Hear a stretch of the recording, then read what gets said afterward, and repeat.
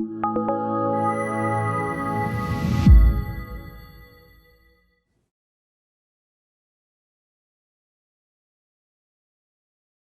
name is Gina Solano, and I work for Walden University as well as Salisbury University.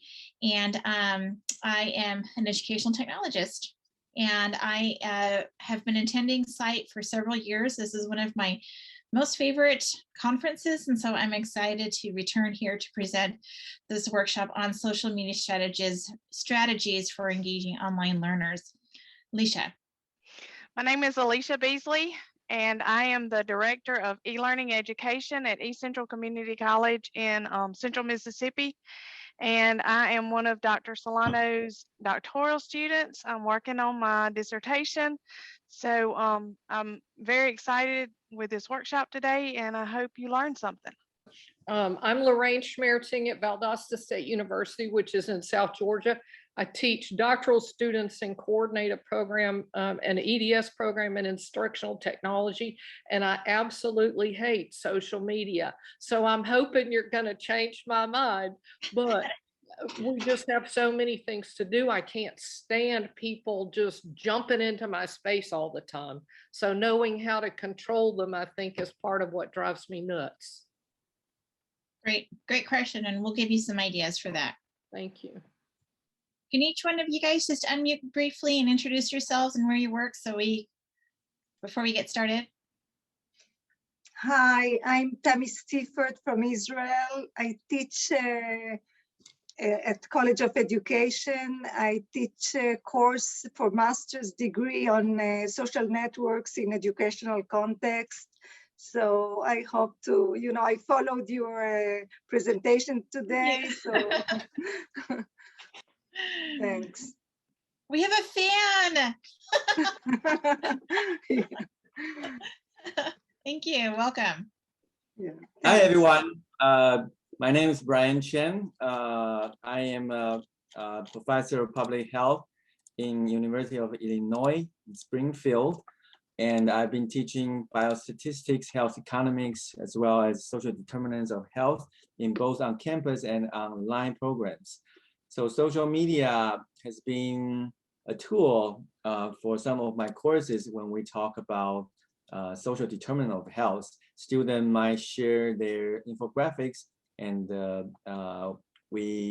I had a poll and then have them do some critique and comments. So I'm very interested in how social media's role, especially during the health communication process and health education, and appreciate the opportunity here. Fantastic, thank you. I'll go ahead and go next. I'm Sue Elwood from Texas A&M University in Corpus Christi. I teach some undergraduate and graduate classes in a variety of areas within our program. And I want to get more involved in social media than what I've been involved in the past. And so I'm interested in seeing what you have and learning more about what you're doing. And I'm going to be eating lunch, so I'm going to turn my video off for good. All right, so if you joined us a little bit late, I did put this link. Ignore the first one with some references I have in there, but the link is in the presentation in the chat. All right, so what we're going to be doing today is we're going to be talking about different social media strategies to engage online learners. And Alicia and I recognize that there are several different ways that social media can be used instructionally for education. The big push right now is to use it for professional development and following trendsetters, and then also kind of creating your own digital footprint and making a mark for yourself. So sorry, here we go. So but we're focusing on how social media can be used to support online learners. Now, this can also be used to support a face-to-face class as well. And so we didn't think about that earlier, but as I was listening to our friend who teaches at the University of Illinois, I have used this in face-to-face classes and in hybrid classes. So hybrid for me and my definition is that we have like maybe 1 week face-to-face and then the next week is online, and that's for some graduate courses we have to support their schedules and the classroom teaching and things like that that they have going on. But it's basically to provide that support structure and that communication that's more natural and easy for students to access and to use. Social media is just going to become more, I think, prevalent. And as we start understanding how this can be used for online and face-to-face instructions to supplement what goes on in our online or in our face-to-face classroom, there's so many benefits, and I just think it's going to just get bigger and bigger. So just again, really quickly, I am a contributing faculty member for Walden University, and I teach in their doctoral program in educational technology. And Alicia Beasley is one of my doctoral students. And so her dissertation is on social media strategies to promote online learning. And I also work for Salisbury University, teaching educational technology courses for the graduate school. So our outline today is that we're going to be talking a little bit about how social media can be used in higher education. And then we're going to be focusing on 4 different tools: GroupMe, WhatsApp, Harmonize, and Padlet. And so each one has its own nuances, and we're going to be talking about some pros and cons for each of them. And one at Harmonize is specifically tied to the LMS that on your campus. So if that appeals more to you, then make sure you ask Alicia lots of questions, because she's the expert on that. So I'll be teaching about GroupMe and WhatsApp, and then Alicia will be teaching about Harmonize and Padlet. So in higher education, social media can be used to communicate outside of a graded discussion or a group assignment. There really is not a lot of outlet or opportunity for students in an online course or just outside of the traditional classroom to really communicate. And the US is starting to get on board with this. Other universities and other college students around the world have been using apps such as WhatsApp and GroupMe for several years to support what goes on in their whichever format their classroom is in. What's great about it is that it's easy and it's accessible. There's very little learning curve to any of these tools that we're going to be talking about today. And it's the fact that it's so easy, you're going to have more use from it versus like, for example, in Walden courses, they have a class cafe tab in Blackboard, and that's supposed to be an area where students can post questions and get questions back from other students or from the faculty member, the instructor. But I rarely ever see anybody posting in there, and then it doesn't notify the instructor unless I physically go in and check. Even when I log in on the main screen, there's not even like a notification number like you have maybe on your text messaging app where it says maybe you have 3 or 4 messages waiting for you. So it really is not a great tool, and nobody really uses it because they're not going to log into the university portal, log into the LMS, log into the class, and then go find the tab. That's just it's a lot of effort, and so it really gets unused. And so some of these apps are fantastic because then you're promoting support and engagement outside of the assignments or the group work that you're assigning in your class. As far as notifications go, I'll talk about that individually, but you can turn them on and off on your phone, which, if you don't want to have the notifications, then you don't have to have them. But using an app is much faster and it's an easier way to communicate. So I just don't feel that offering office hours on a 2-hour slot 2 or 3 times a week is really providing accessibility to students. That's not, many times they have other classes or they're working while we have our office hours, whether we're teaching online or teaching face-to-face. I'm sure we're all expected to provide when we're accessible. I don't ever have anybody looking and contacting me during office hours.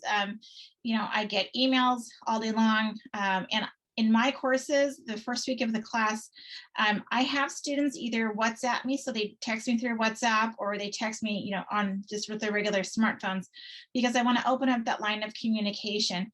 My philosophy is that I want to be able to provide just-in-time support and for my students. So if they're working on an assignment and they don't understand something, it's a lot easier and a lot more effective to send me a text through whichever app that they're using, and then I can answer right away.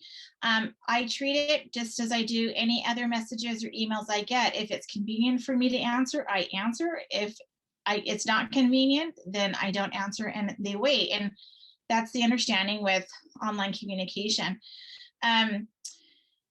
So the other advantage to that is that students are building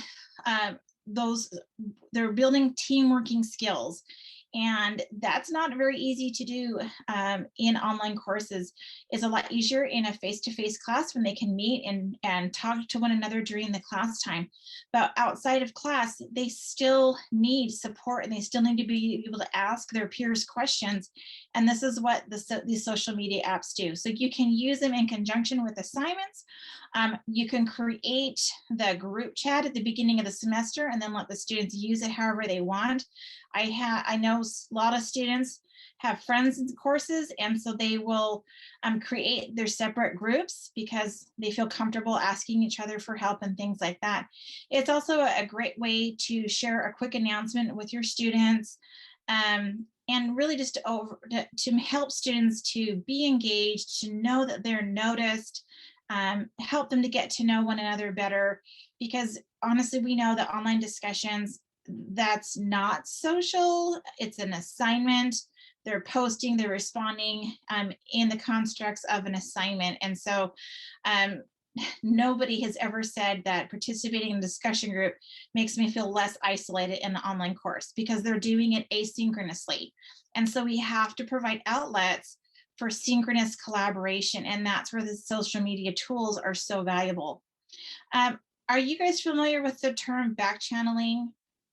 I don't know if that's heard of a lot, but these tools can also be used for back channeling. So that means like during a lecture or workshop, or maybe you're doing a face-to-face remote lecture, students can be asking questions one another through the group chat and somebody else can be answering them. So that's the back channeling, like the back conversation during a presentation. And it was kind of trending for a while, but it's just another way of using it, whether you want to or not.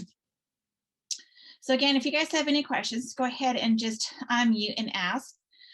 The first one we're going to be modeling is GroupMe. Do any of you currently use GroupMe? Hearing none, I'll go ahead. So GroupMe it began in 2010 and it became a member of the Microsoft family in 2011. Currently, the most recent statistics I could find, it has over 11 million users, which is pretty good.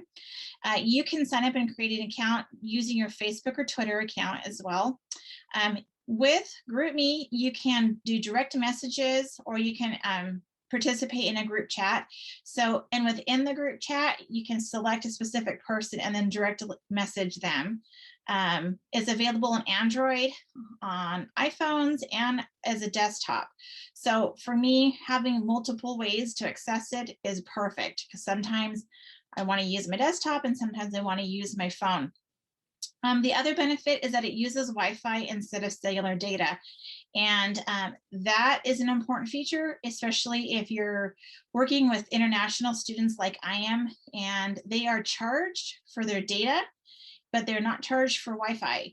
And so this is what allows them to communicate, is making sure that they can connect through a Wi-Fi signal. So in GroupMe, users can like messages. So that's that social media response that we're very familiar with. Another great use, and somebody else mentioned this, is that you can create polls. So if you're having students present, you can use it back channel. So while somebody's presenting, they can put a poll in it, or maybe like an exit ticket or something like that, and students can answer the polls within the chat. Messages can't be deleted, so that's great, because that keeps everybody accountable and it keeps everybody professional and honest. Each person's able to customize their profile, And you can choose to make your contact information public or private. And so that's really nice, you know, depending on each person's personal preferences. And again, you can use it for class announcements, and it's, oh, I don't know what happened to that last word there, but it's great for group or personal communications. So we're going to be going into WhatsApp in a minute here, but let me just talk to you about a couple more features. So GroupMe has a specific icon for university and for schools. And so many campuses across, I would probably say the world, are using GroupMe. And so students can connect with clubs, organizations, any campus facility that wants to create a message board, and as well as teachers and educators. So you can create a group link for your class and post the link on your LMS, so your Canvas or your Blackboard, so students can join that and then communicate through the app. You can, so with that, the university connection, you can actually type in the name of your university and join existing groups. GroupMe allows you to share images, links, memes, GIFs, and videos. You can create calendar events in GroupMe, and it can be used to communicate with your clubs and teams, or if traveling with students or things like that. So some of you, I'm sure, might do international trips, and so you can create a GroupMe so people can stay in contact with people at home or on campus or whatever. And the organizer, so maybe the teacher can add or delete members, and depending on if somebody drops your course or something like that or needs to add it. All right, so the pros for GroupMe, it's very easy to create an account. Your profile, like I said, can be public or private. You can like and share memes, which makes it fun and more engaging. Students, it's more expressive that way, just besides just using text. We like using memes, we like using emojis, and so that's a fun thing. And then a share link is provided to add members. The cons on it is that there's no video capabilities, no voice calls, and no voice notes. Depending on how you're using your communication tools, that for me is a con, because with some of the other tools, you can just click the video button and then start a group conversation or a group video call if you need to.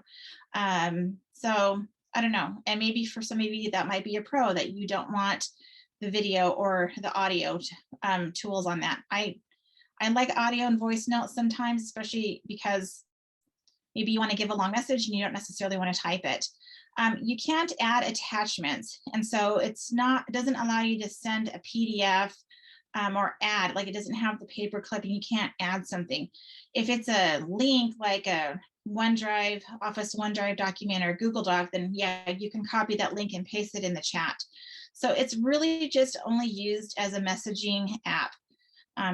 So now we're gonna, if you guys would please join me, you can either scan this if you have the GroupMe on your phone, or if you want to click here and just join online. Great, so we have some people joining, that's wonderful. Okay.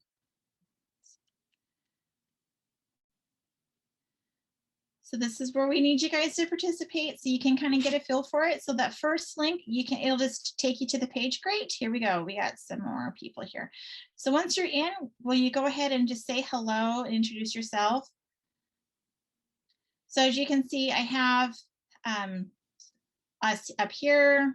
I have another class right here. Then I have some personal conversations going on down here. So I'm waiting to have some of you click on that link. So I put this in the chat if you want me to resend it. Actually, I'll just put the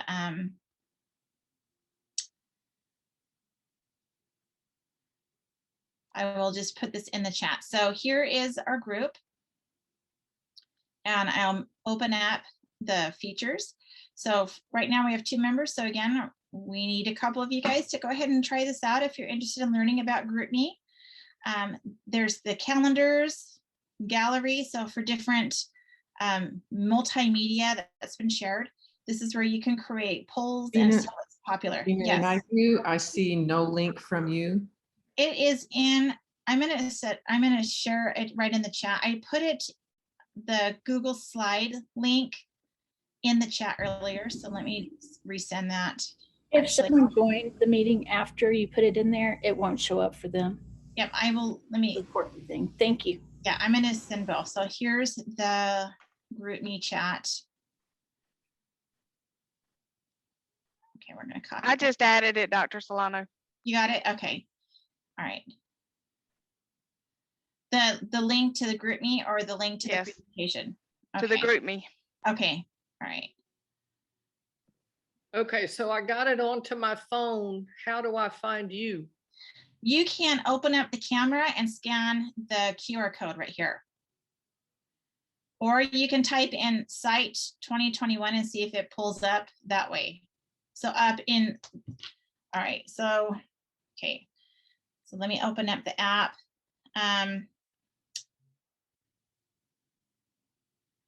So you can go and click on the menu and open up Campus Connect. You can search there, but I put the QR code right here.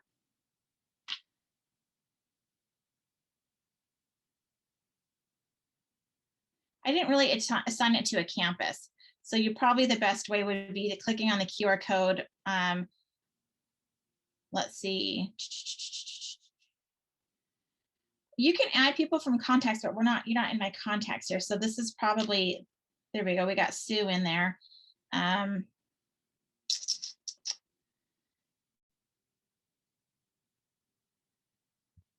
don't know if you have Zoom on your phone and you want to open up the link through your phone, and then you can actually join it that way too. If you have, do you have the Zoom app on your phone?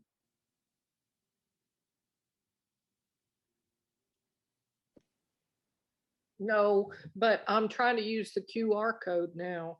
Okay, that should work. So if you open up your camera, the more modern smartphones can recognize QR codes immediately, and then it should take you to the group. So I don't have to have a separate reader, No, not, what phone do you have? an iPhone something. It's a hand-me-down from my husband, so I don't. The newer phones, you don't need a QR app. You just open and aim your camera over the QR code and it'll recognize it, and then it'll open up the site. Well, I told y'all I wasn't good at this. But you're here to learn. So that's Yeah, that's I'm great. trying. Yeah. I was able to get in, but it made me go through and make an account. Yeah. Well, you could see from an instructor that you don't want people in there anonymously. Does that make sense? All right, so we have Sue and Tammy. And my computer is delaying just a little bit because it's hosting the Zoom as well. So bear with me.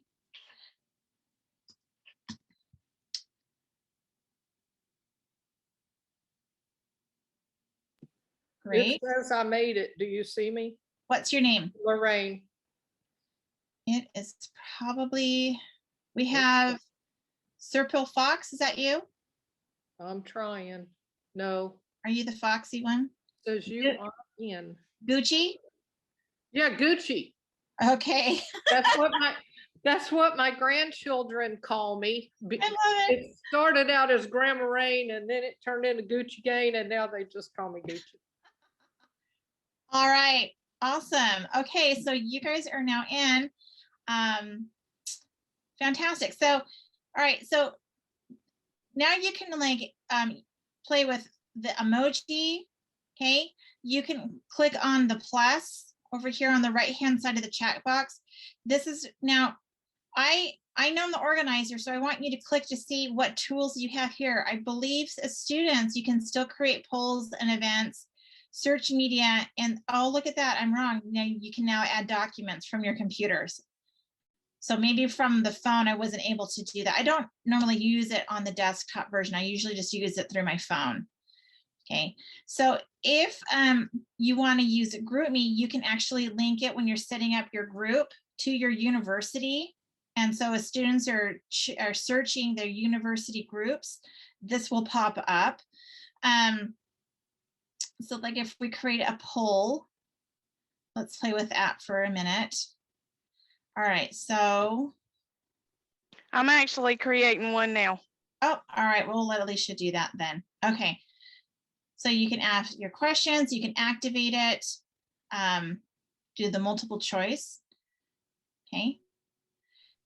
And so I think that is a really fun tool to be able to do that. So you can have a way of doing really simple and easy, you know, exit tickets, formative assessments. All right. So now you guys have a poll, so you can go ahead.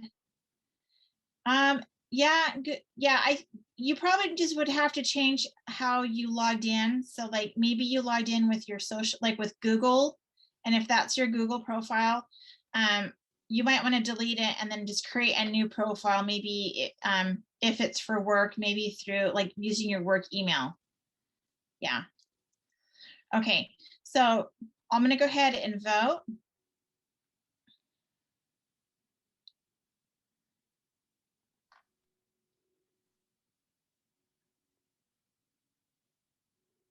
Okay. Whoops. All right. And so here we go. We got total votes. Okay. And so the simplicity of it, I think, is what is great. I've used Poll Everywhere before, which is fine, but then you have to go in and sync the slides and, you know, activate it and blah, blah, blah, blah, blah. So if you're setting up your social media channel at the beginning of your class, when you're doing remote instruction or you have your online lecture or you're doing your face-to-face, this is a really easy way to go in and, you know, have you or have one of your students post questions, and then remember, nothing gets deleted, so you can go back and visit that, and that's where you could go in and check your media. I believe that would be up here, so like you could go back and just check your polls, and then see your active ones and your ended ones. And so this would bring up all of your polls right here, so you don't have to search through the chat to do that. So go ahead and, you know, and so we have, you know, the emojis here. You can add, you know, you have smiley faces, you have school ones, themes. I was able to select the little blue face because I thought that was fun. So when I was creating the group, so there's animals and fun things here. And I mean, I don't know, I love using emojis when I'm chatting. And so I think, you know, that is a real plus for students because it is part of how we're expressing ourselves now. So didn't we have someone from Georgia? There's a Georgia peach for you. Look at that. So we'll put that in there. I believe you can also on your phone connect like apps like GIF and things like that. So I've had conversations where students have put GIFs in and different fun animated memes. And but so this channel will stay active, you know, as long as you want it to. And you can take the link. So if I can share it up here, I'm going to show you the sharing features. I go into settings.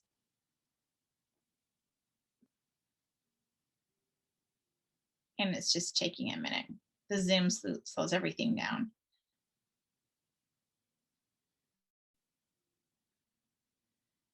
Here we go. Okay.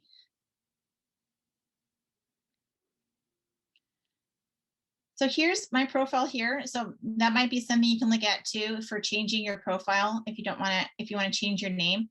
So right here in settings, that's the group sharing. So you can control that on or off. If you're concerned about people out in your class sharing the group to outsiders, then definitely, you know, you would control that as well.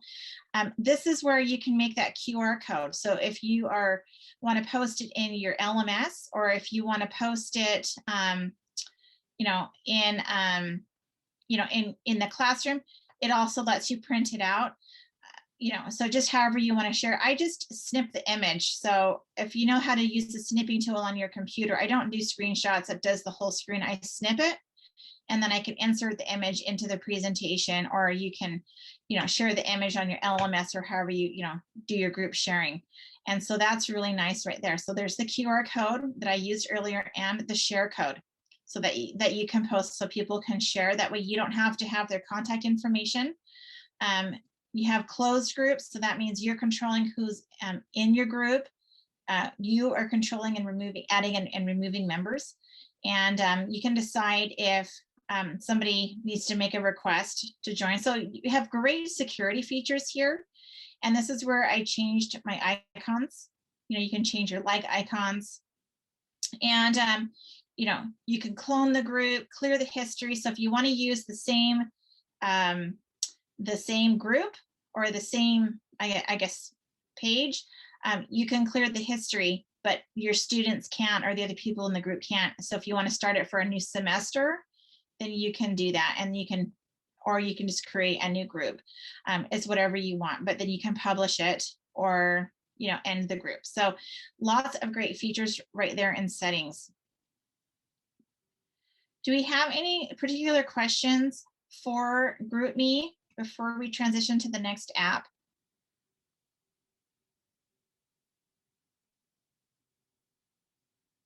So again, I encourage you, if you're interested, to check out Campus Connect. Let's try that out. Let's see if we can search one of your campuses. Who wants to volunteer their campus? Let's see if what groups that they have.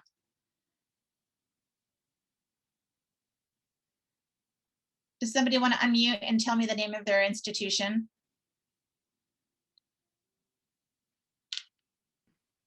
Texas A&M University Corpus Christi. It would be TAMUCC probably.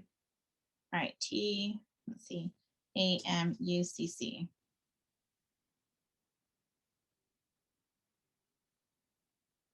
All right, let's spell it out.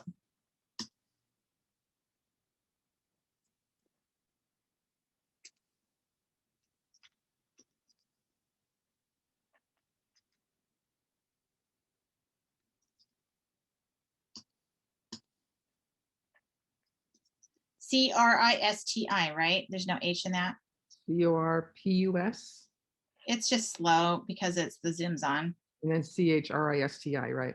All right, let's see. You probably have to put university between M and Corpus. Okay, Texas A&M University. Okay. Let's try that.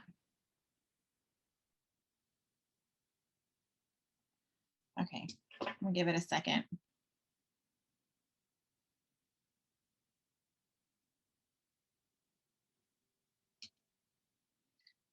Because it's still searching text. I don't know if you guys have better luck when you're trying to do something live on Zoom. No, it's the same. I just usually have my tabs up and ready, but you can't really have tabs up and ready on this. Well, yeah, I had my tabs ready, but when I'm trying to get it to do something. Yeah, right. Yeah.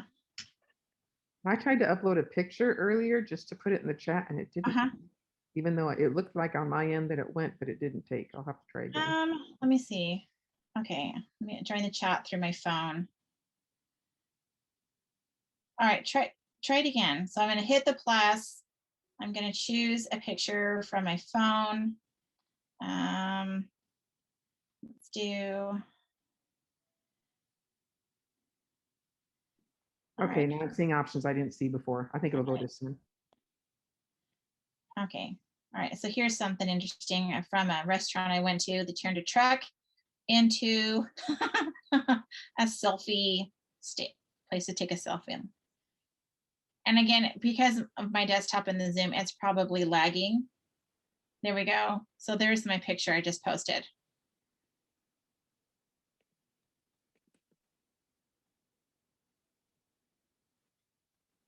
So there's the meme.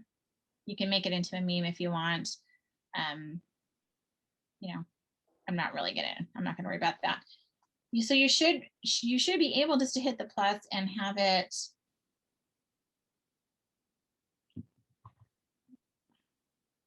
Okay. All right. So let's try. Let's try.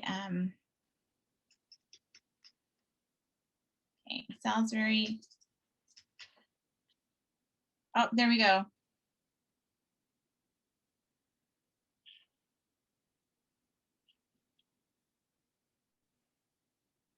Okay. Well, I think you can do your university searches a lot better on your end instead of me trying to get it to update here.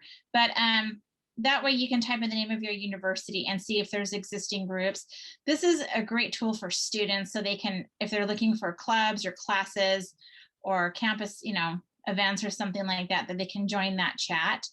I don't know why I know that there's ones for my campus, so I just don't know why it's not updating very well. So there we go. Fun.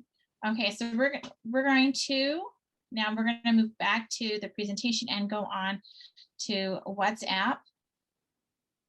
Okay, and so WhatsApp, again, it's an app you can put on your phone, but you can also join the desktop version. You probably will have to create an account. So let me tell you a little bit. I'm gonna go ahead and present. Oh my goodness. We're going to go ahead and present. So I'm going to tell you a little bit about WhatsApp.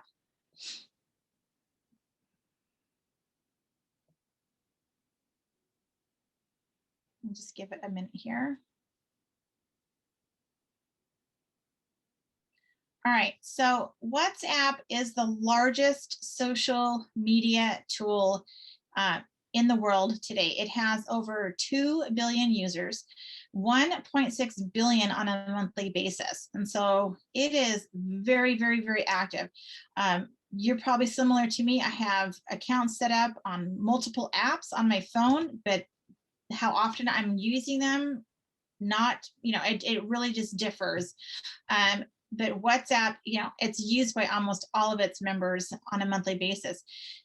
It is available in more than 180 countries and 60 different languages. And so that for me is very, very important because it increases the accessibility. And especially if you're working with international students to your campus because they came here, or if you are in an international location. So we have a friend from Israel. And so I would definitely check. And if she's still here, I'd be interested to know if WhatsApp is an app that's approved by your country. If she wants to chime in and let us know.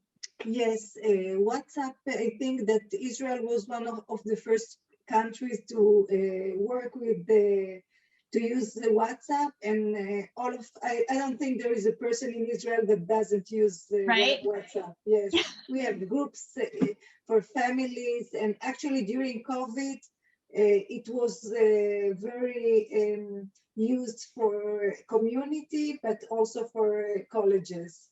Yes, I just think that there's so many research articles and waiting to be written about how WhatsApp has been used to support families and support us personally and to support education. It just blows my mind, the stories that I've been hearing about it. And so I'll share a couple that I know with you.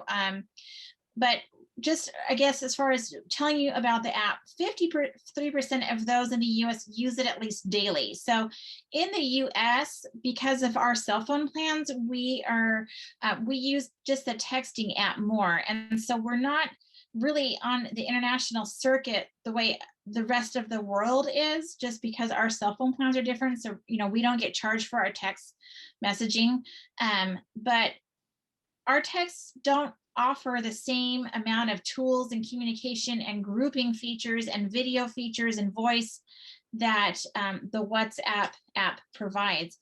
Over 5 million businesses use it. My husband is in Honduras and we're waiting for his visa. And so I can connect with businesses down there. Like, for example, I send flowers for, an anniversary or something. And I talk with them over WhatsApp and I send them, the money through, MoneyGram or something like that. But, I've communicated with multiple business internationally through WhatsApp. You can share emojis, GIFs, icons, you can link it with some of your other, I know, just depending on your personality and how many, graphics and stickers and things like that you want to use in your conversations. But there's a lot of apps that sync with WhatsApp. So you can use their images in the app. It's available on Android phones and on iPhones on both platforms. It's desktop compatible. And again, it uses Wi-Fi instead of cellular data. It includes end-to-end encryption. So nobody, not even WhatsApp, can read or listen to your messages. And that's right from their website. And I know security is extremely important. And so this is really important to know, that your messages and your conversations private, so they're not pulling your data and trying to sell it or use it inappropriately. Okay, so some features of WhatsApp: you can create private chats, and your group chats can contain up to 256 contacts, which is really, really large. I know that I've been a member of some group chats with large amounts of people for like, church groups, for like reunions and things like that, where there's large numbers. And so that's really fun. So it has a voice call feature and a video call. Group video call, so you don't have to send a link to the group. You just click on the video icon in the app and it calls the group. You can start messages, so ones that are important that you need the app to archive for you, so you can go back maybe and revisit those. You can mute a contact or you can mute a group. So for me, sometimes some of the group chats I'm a part of, I'm just getting too many notifications and they're making me nuts. I can mute those notifications. So Lorraine, who mentioned that's what's really nice about this, that you can't do with other apps, is that you can mute a person or you can mute the whole group.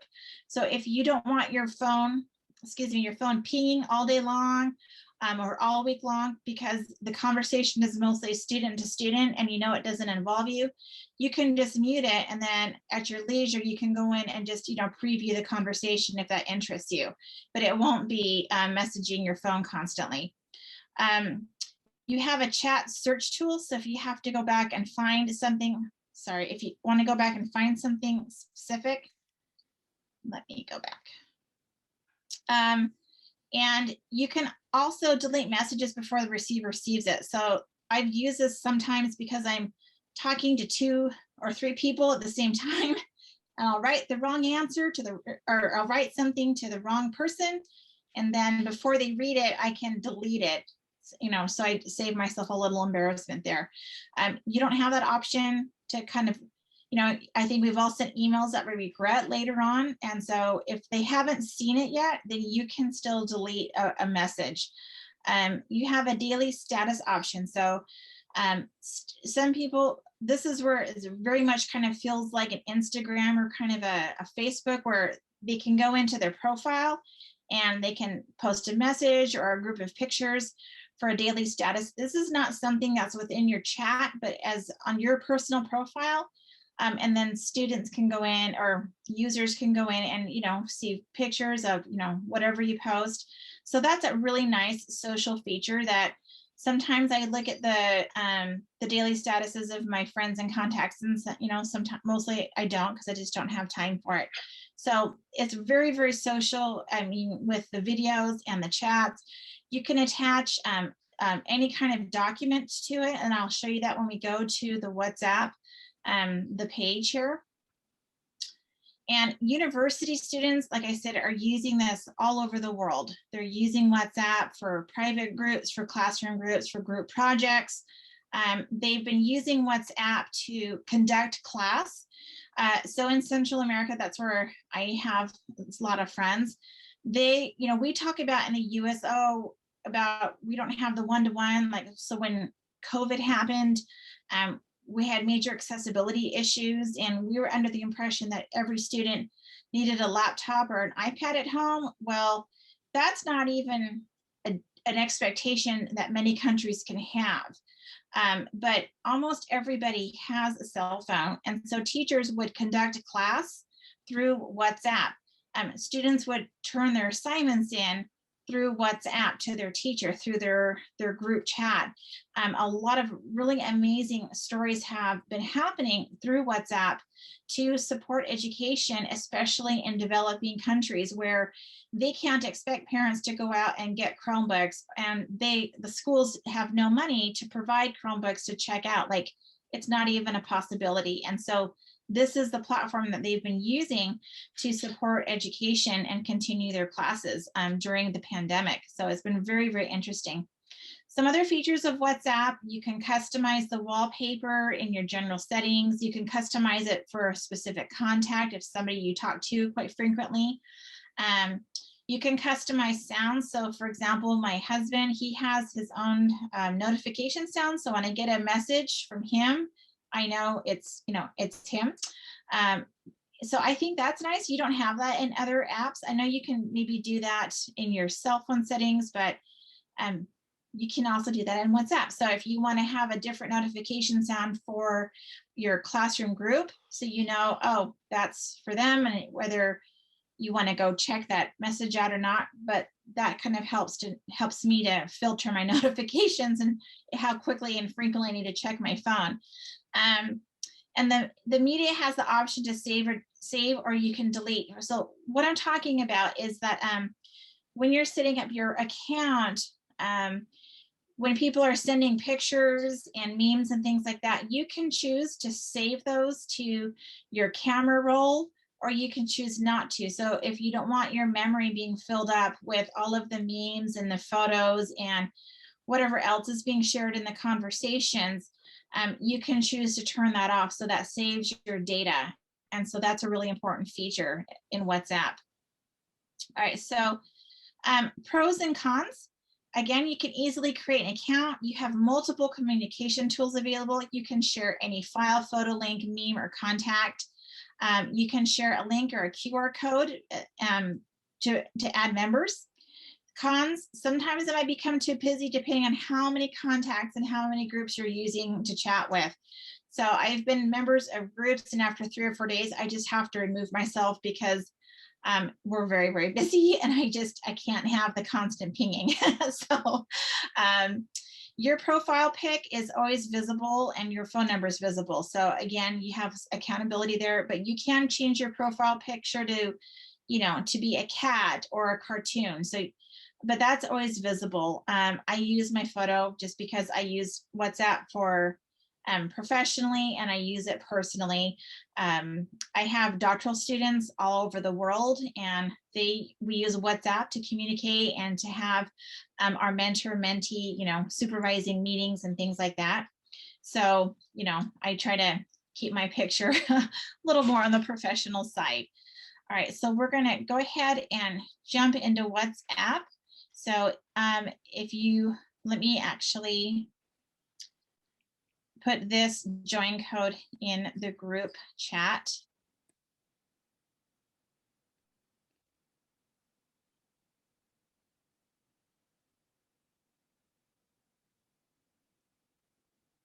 Just give it a second here. Okay.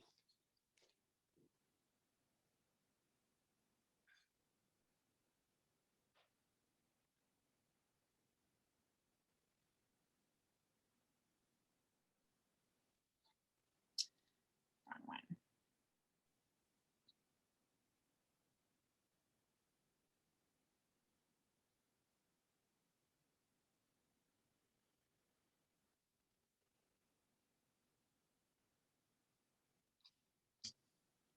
All right, so there's the WhatsApp join link in the chat.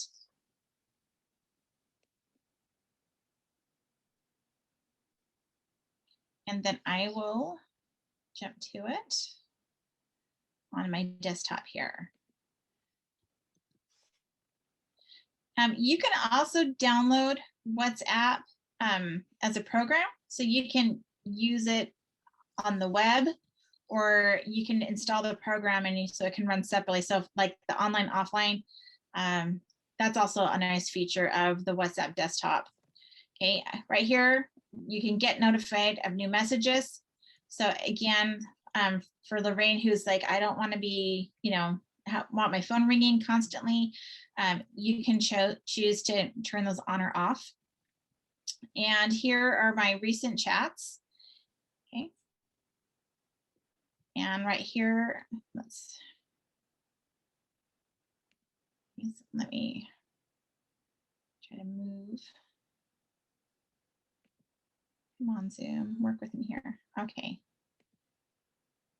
All right, so we have one person.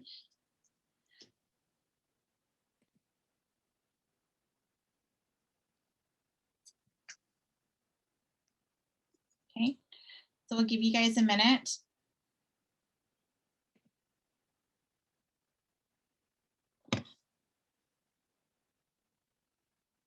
Yay, wonderful. That looks like Hebrew. That's our friend from Israel right there, I bet. Yes. Yay, I love it. I dated a guy in college who knew Hebrew, and I was like, oh my gosh, he's so smart. You don't meet many people in the US that can read Hebrew.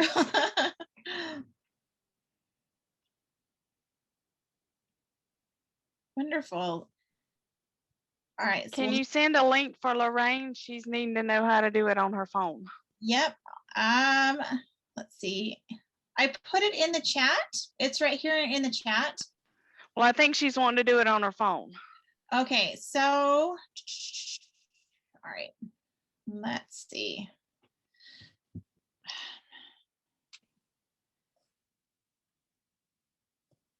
Let me see if I can.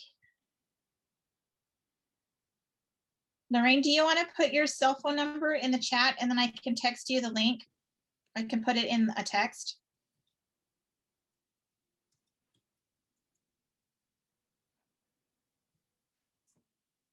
Or you can Facebook IM me if you want to do that. I can. All right, there we go. Okay. So we're going to copy that. I can't imagine y'all are all going to want to call me. We're going to plan the lunch date. All right, 560 1067. All right, coming at you right now.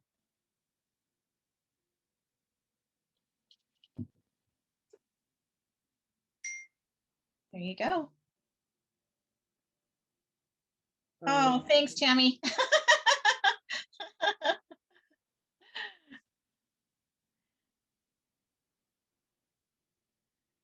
Wonderful. All right, so on the phone version, you have a little bit more, a few more tools. Like I said, you can change the wallpaper and things like that, but you have lots of things I want you to explore. You have the options up here, group info, you can mute, clear messages, you can exit the group. These tools are all available on the phone version as well.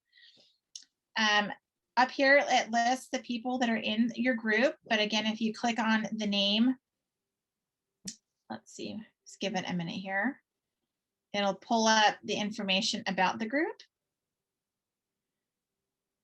So when it was created, media links and documents, if you want to mute notifications, start your messages.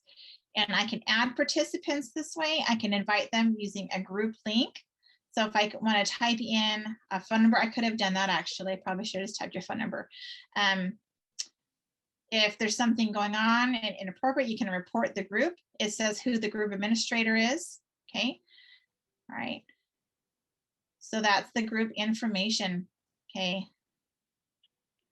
All right. So on your phone or on your desktop, you should have the microphone here. And like I said, I use this more on my phone if I just want to leave a quick voice note. So now it's recording. Hi, this is Gina Solano. I'm presenting at Site 2021. Okay, and then so now that will go into the message in a minute with my little stuttering. Okay, and then so on your end, if you're new to WhatsApp, the blue check marks mean the message has been read. One check mark by message means it's being sent. 2 messages, it means it arrived.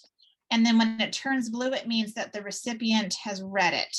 Okay, so if those of you who've joined, if you're new, that would be something, please type a message, even if it's just hello, so you can kind of see how those check marks work, because that's really important.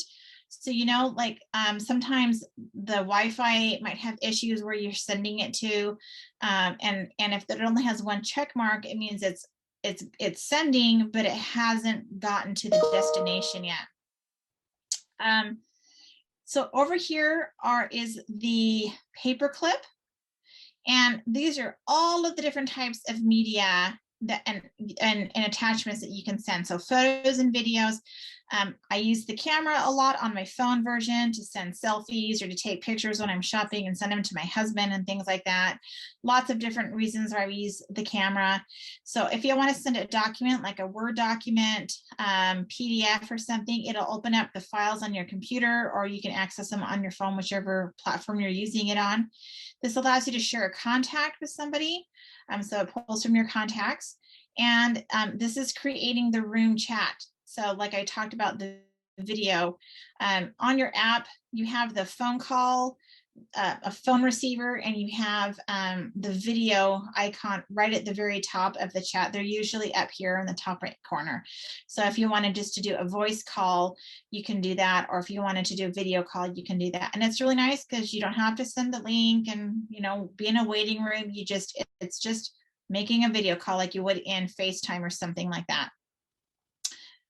Are there any questions about using WhatsApp before I turn it over to Alicia?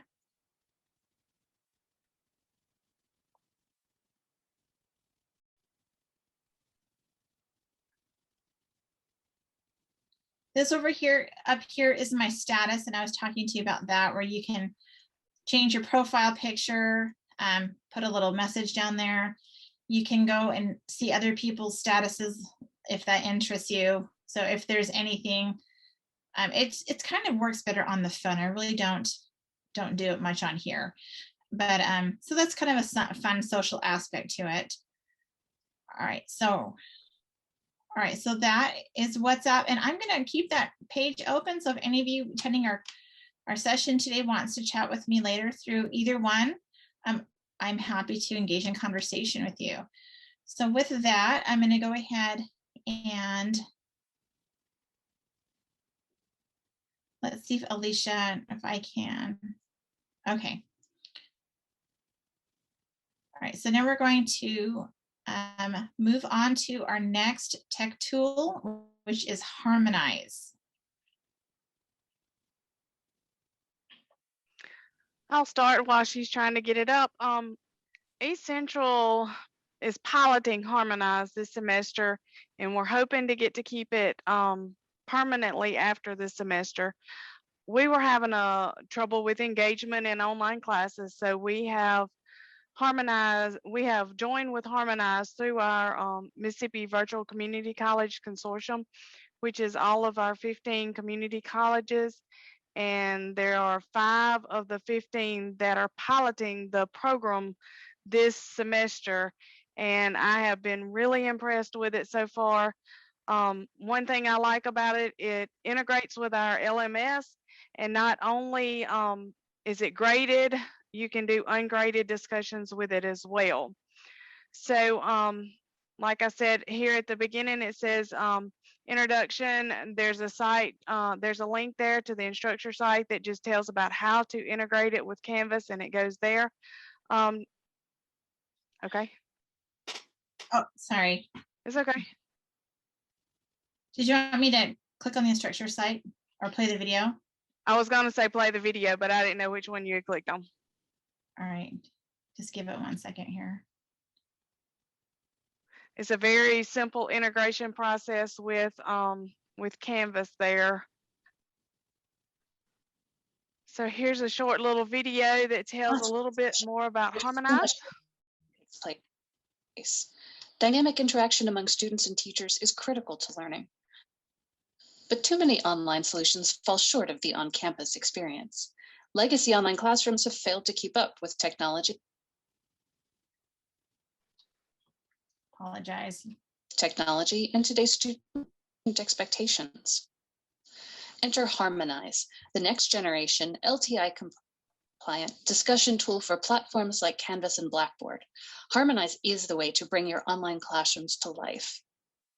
With a social networking-like interface, Harmonize gets students communicating with each other in new and dynamic ways. Educators create topics without having to struggle with formatting. They can easily add text, images, links to external content, even their own recorded video comments. This makes it easy to engage students right away and get their creative juices flowing. Students participate using a familiar card-style layout.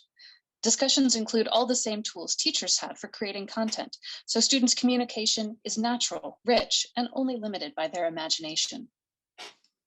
Students and teachers quickly see new activity and responses to their posts, promoting greater community interaction.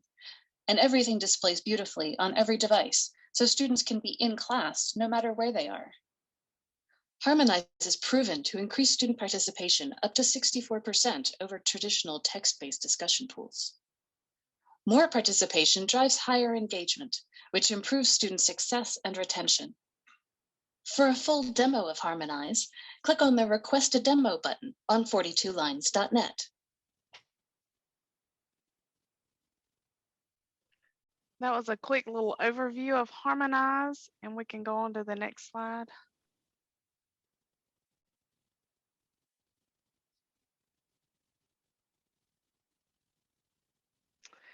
Okay, some details about Harmonize. According to Harmonize, it is the most advanced, intuitive online collaboration platform built to meet the needs of higher education. It does have the multimedia capabilities where you can upload pictures, video is very easy to use. It's got the drag and drop simplicity. One thing I like about it also, you can organize, sort your discussions. And it works the same on every single device, no matter if you are using a smartphone, a desktop, or a tablet, everything, it looks the same on all of those.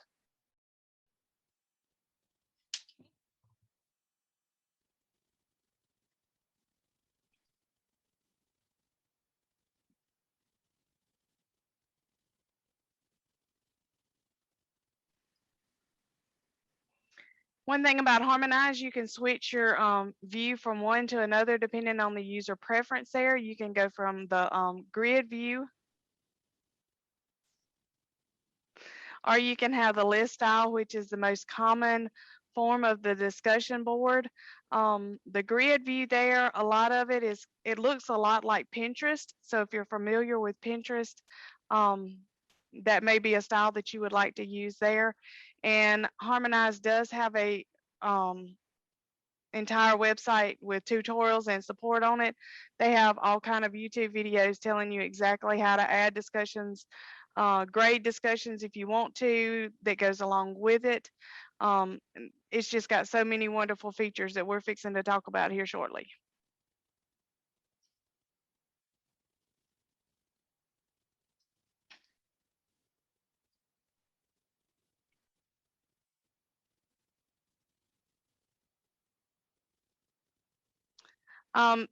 Some of the features along with Harmonize is able to integrate with Canvas and Blackboard, D2L and Moodle. One other thing that we really enjoy about it here is it integrates with Turnitin. We were having problems with plagiarism, and since we have a Turnitin account, it does give you the feedback score for the Turnitin. It also integrates with other plagiarism checkers as well.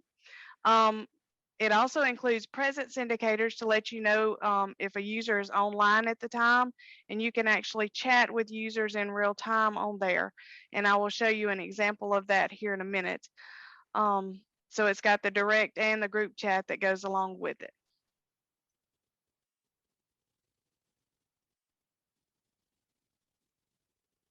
Like I said earlier, it allows you to include multimedia, images, and videos in your discussions.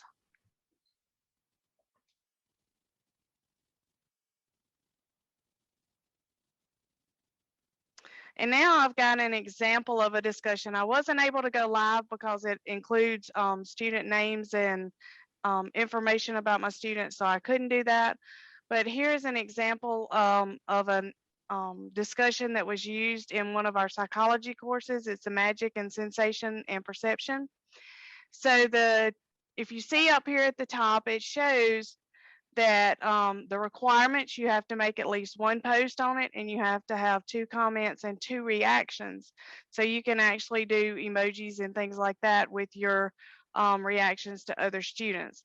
And it tells you how many students had replied at that time, how many have not. You can look at the bar very easily and tell right there by the graph. So you've got 20 posts and 36 comments with it right now. Then you went through and your instructions are very detailed. You click on the create post, and if you'll go to the next slide, it'll show us what it looks like when some students actually reply to it.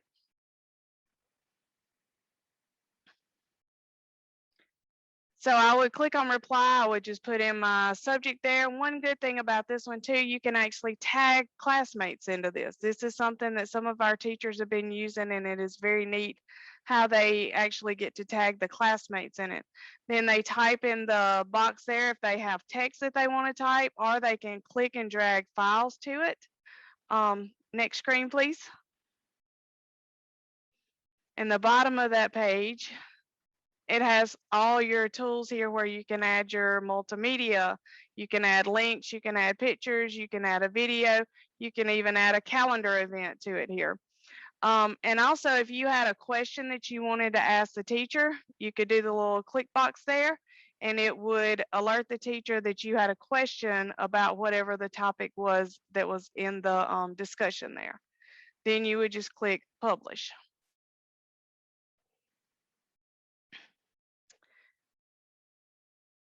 Once they do that, this is what the students see on their screen. And like I say, I had to black out all of the identifying information. So the students actually have like their profile pictures up here, and it's card form. And like here, they have posted, and there's been 6 comments to this one. And it'll actually show you that there's been 6 reactions to it already also. And earlier, this is what I was talking about, where the little box here, it's got the student. You can actually click on the student's name up under there, and it'll tell you if the student is online or offline, and you can actually have a chat with them. If they're offline, it'll leave a message for them, so whenever they do log back in, they can see the message and reply back as well there. Okay.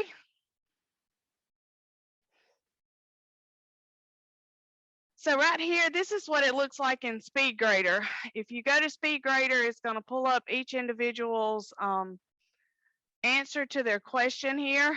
And right here, I've highlighted, it says the Turnitin report. It shows 0% being plagiarized. It actually gives you the word count. Some of our instructors have like a word count minimum that you have to reply on the discussion boards. It shows your reactions, who all liked it, the different reactions that are given there. And it actually tells that this student made 1 post, and it tells that he made 2 comments, and he had 2 reactions. So here's his activity totals just at a glance right there. You can go on to the next slide. And this is what's down up under there. It just wouldn't all fit on one screen. So the student had actually showed a video here. It was about a magic trick. And it shows that there's 6 comments on here. And I forgot identifying information. It says how many people have viewed, how many he has viewed out of the total there. And it just gives overall 13 responses received on that post there.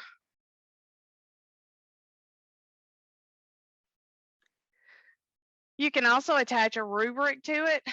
So over here, you would have it open on one side, his work, and over here on the other side, you can just click boxes for the rubric to give the student a grade.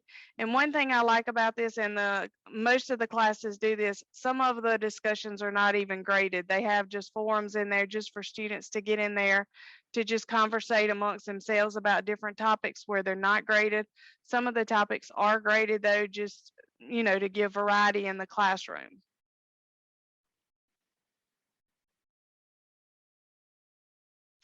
And that is all I have on Harmonize at the moment. Does anyone have any questions? Like I say, we are piloting it this semester, and hopefully we will have the full, all of our teachers will be using it starting next semester.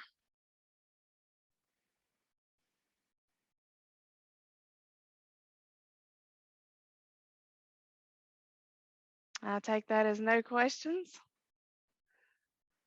So we'll go ahead and talk about Padlet for a few minutes. Padlet is also a great collaboration tool to use in the classroom. Some details about Padlet. It is a digital board that can be used in multiple ways. You can use it as an idea board, a discussion board, a planning board, a bulletin board. And it also has a multimedia platform that allows you to post media, videos, text, graphics, and links. And Dr. Solano has a picture of her board that she has created here that she's going to share with us for a moment. And one way I've actually used Padlet in my English classes, students can go on there and post like thesis sentences and have other students reply to it.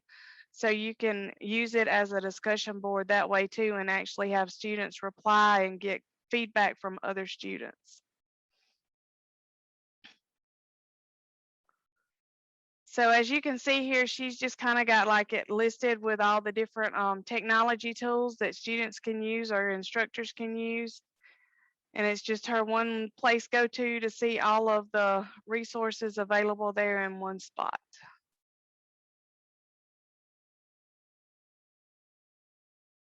I'm just going to jump in real quick.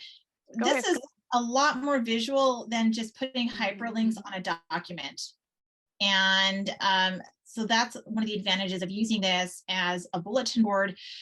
We don't have bulletin boards in online courses, and in higher ed, you know, you go into, you know, a sterile classroom.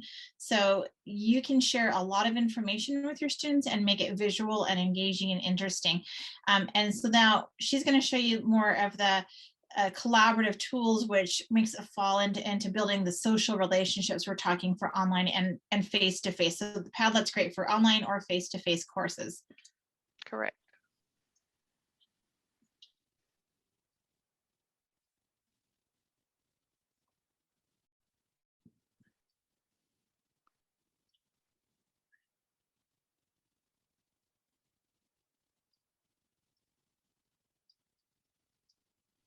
So whenever you start a Padlet, you've got all different kind of options that you can choose from. If you want a wall, you can do a canvas view, you can do streams, you can do grids. Timelines are very interesting, especially to use with your history classes. I've seen them use those. I've also seen the history classes use maps. The back channel is kind of like the chat environment. And then you've got a shelf view also in there.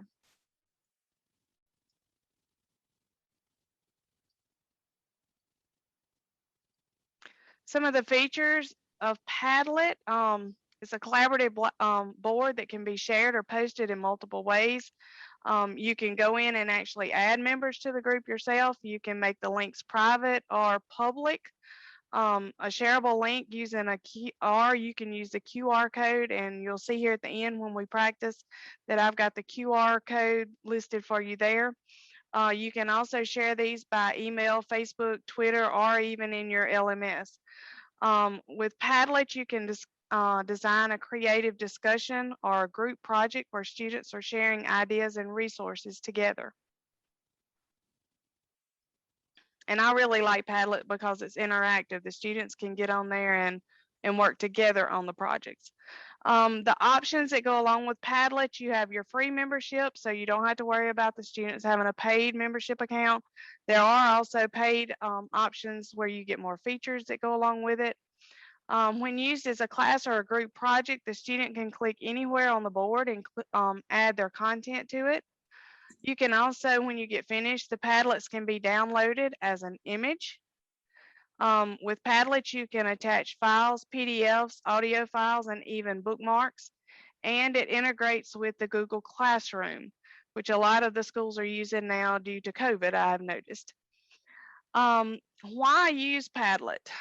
There are many, many reasons to use Padlet, but it provides a variety to the traditional LMS discussion board assignment. The students get tired of that traditional discussion board format in the like in Canvas and on Blackboard. So this gives them a variety. And like Dr. Solano said earlier, it gives them a visual. A lot of our students are visual, so it helps them to see it in different formats there. It's creative. A lot of times with the traditional discussion Sorry, board. I had a request for someone to put the chat link or the presentation link in the chat again. I apologize. It's okay. I'm like, what's going on? Yeah, just let me reload it. Just take a water break for 5 seconds. Sorry.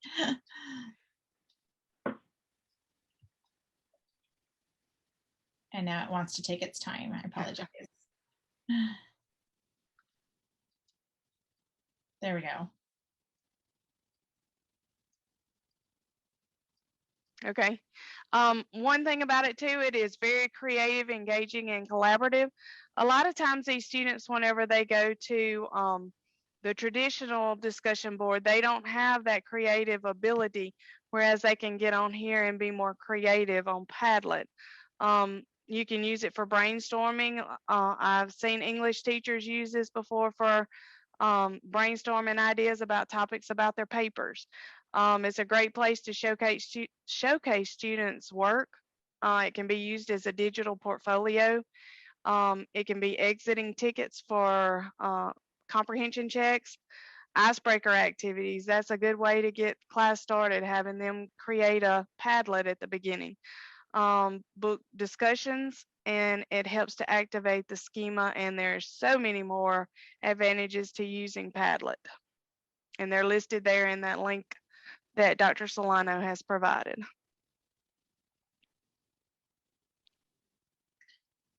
So did you want to, oh, this is yours. Okay. Yes. Okay, whoops. Let me go back to that just 1 second.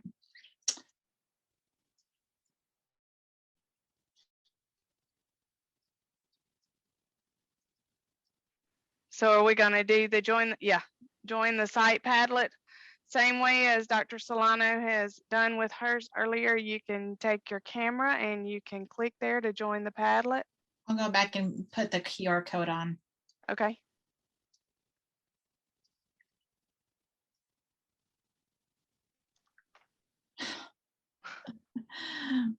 This is something our laptops didn't anticipate, is COVID and having to support all this multimedia. Yes. There you go. So if we can get you guys to scan and either to join with the link, I put the link to the presentation in the chat again, or if you want to open up your camera on your phone and just scan the QR code, and then you can open it on your phone.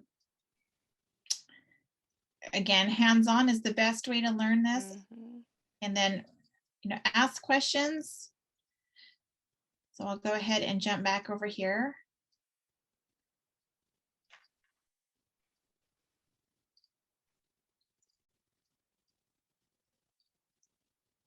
I see somebody made it.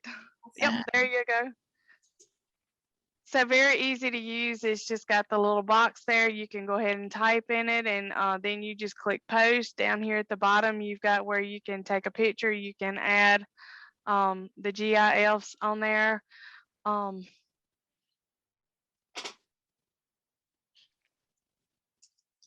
Up at the top, you can share the Padlet with other users.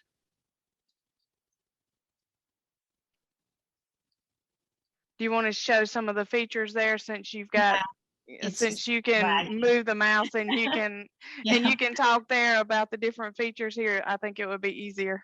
So so you can share it on social media. So if your class has a Twitter hashtag, you can do that. Share the link through email. if you want, you can email your group through your MLS, or there's the QR code, or you can copy the link. So what Alicia is saying, again, Padlet can be used in so many different ways. So it's not just a communication tool, but it's a visual board. It's you can use it as a whiteboard. You can use it as a bulletin board. You can use it for discussion posts, for group assignments. They can do presentations using Padlet. I mean, the sky's the limit, and your creativity is just without bounds. And again, the more opportunities we have to let students use multimedia, use pictures and voice and video in their online platform, you're building community, you're building socialization. So look at that. Thank you, Anonymous. What a lovely you have. So again, when you're creating your board, you can decide how you're going to use it.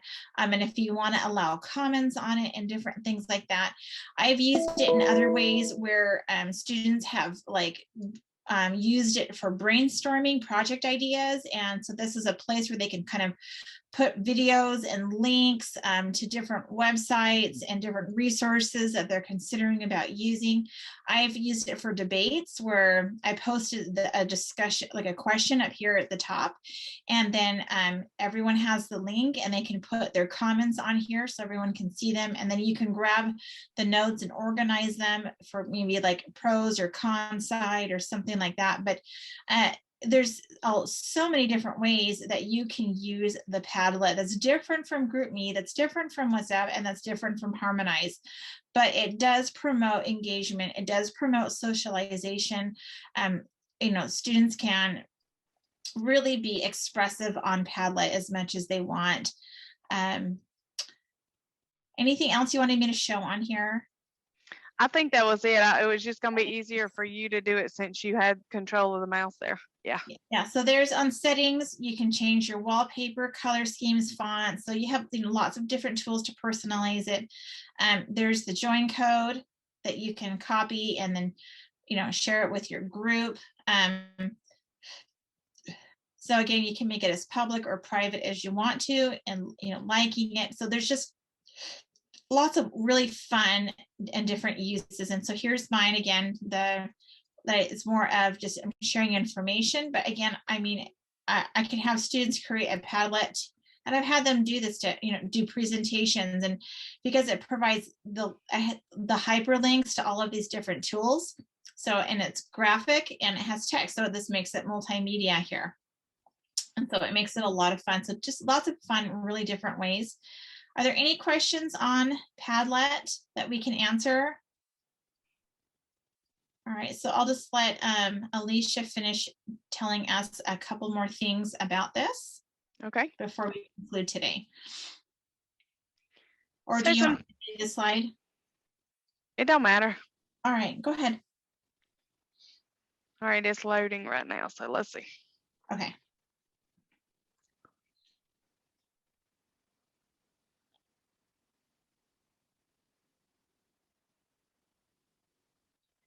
It's like slower every time. There we go.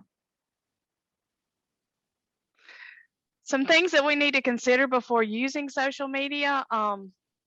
If you're using an app outside of your institution's LMS or your email server, you need to be aware of FERPA and copyright compliance. Harmonize and Padlet, the last two that I talked about today, it can be discussed through your LMS. Some good habits to do, include it in your syllabus so students know about it. Contact your instructional design department or supervisor to let them know that you would like to use some of these apps. If you're using a third-party app such as WhatsApp or GroupMe, you may not have to do that. And that's it is just meaning okay. You probably can't require it, Yeah. like for students to use it if they're not comfortable. Yeah, that's all it's just a heads up. Okay. And it is good to let students use a fake name, a pseudonym, just so they don't have to worry about privacy issues there. And finally, include your expectations about your professional behavior in your course. That's inadequate. If you don't do that, you're opening yourself to a can of worms, and students will post anything and everything there if you don't set high expectations for them in the beginning. many campuses have honor codes or behavior policies. And so if you feel like you're working with a group that might pose a problem, it's just a good suggestion to copy over and use your institution's, your department's expectations for student behavior. So if you're on social media, so this is Germany Kent. And so she is really a big promoter, a broadcaster, an actress, author, and producer. And she's a huge promoter of social media. And she says, if you were on social media and you were not learning, not laughing, not being inspired, or not networking, then you're using it wrong. And I really like this quote because there's so many ways we can use social media to connect and to enrich our lives personally and professionally, and then being supported by others and laughing and getting to know and building relationships. So like I said earlier, I really think that we're just figuring out great ways of using social media and social media apps in our teaching and learning. And I'm going to go ahead and stop sharing so you can see us. And we have a couple people left. So does anybody have any questions before we conclude today? All right. Okay. Well, thank you for attending our workshop, and we appreciate your comments and your participation. And if you guys have our information, and it's on site as well, so if anyone would like to follow up with us after our presentation or throughout the conference. Thank you very much. You guys have a great day. Thanks.